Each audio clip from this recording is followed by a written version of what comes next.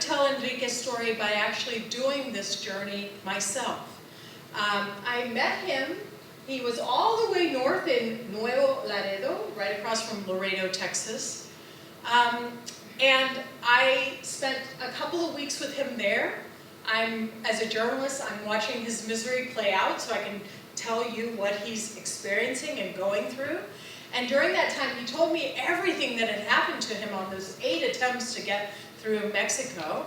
So I went back to his grandma's house in Tegucigalpa, where he started in Honduras, and I did the journey step by step exactly as he had done it a few weeks before. I would travel 3 months, 1,600 miles, on top of 7 freight trains. And then, to expand what was a newspaper series into a book, apparently one ride was not enough for me. I did it for another 3 months, retracing the journey again. I'm not completely nuts, completamente loca.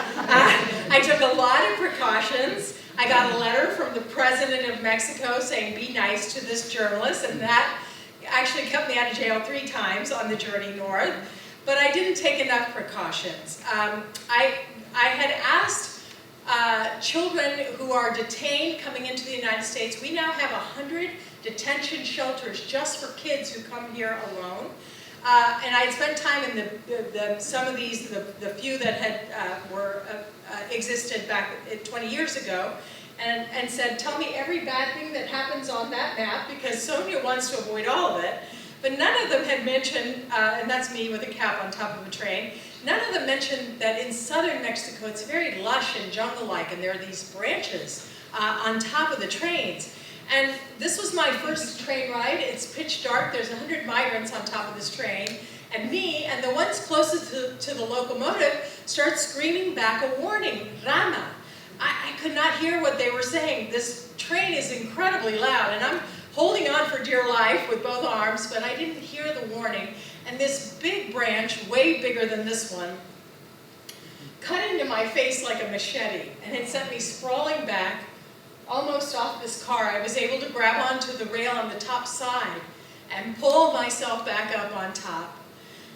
When it finally stopped the next day, the boy in the car behind mine said that another boy with him had been swiped off, and that he probably died, because as you fall down, there's this sucking wind that pulls you right into those wheels. I was having a nightmare when I went back to my home in LA. This gangster was running after me on top of the train. He was trying to rape me, because somebody did try to grab me to try and rape me. Luckily, I was able to get away from him and hop forward 3 cars to the conductor. But I needed about 6 months of therapy for that nightmare to finally stop. And after 5 weeks in Honduras this year, I'm back in therapy. I'll describe for you a little bit why in a moment. But I felt tense and filthy, and I felt in fear of being robbed or beaten or raped most days on that train. In the south, it was so hot, I couldn't touch that train. It would burn my hands. And in the north, it's so cold that children froze to death on this train, and they do all sorts of crazy things around me, like build fires on top of trains to try and not freeze to death. I felt at my complete breaking point on this train. I don't know if you've ever been in a situation where you said, I can't take another minute of this. But I knew that because of the advantages I had, I could get off the train, I had some money in my pocket, I could have some tacos, I could sleep in a motel bed. I was going through 1% of what these children endure. I saw the worst of humanity in Mexico, but I also saw the best of humanity in Mexico. I saw people who I think are really role models for all of us right now. I saw people who saw a stranger in front of them who was in need, and instead of closing themselves off, they tried to live their life with an open heart towards those people.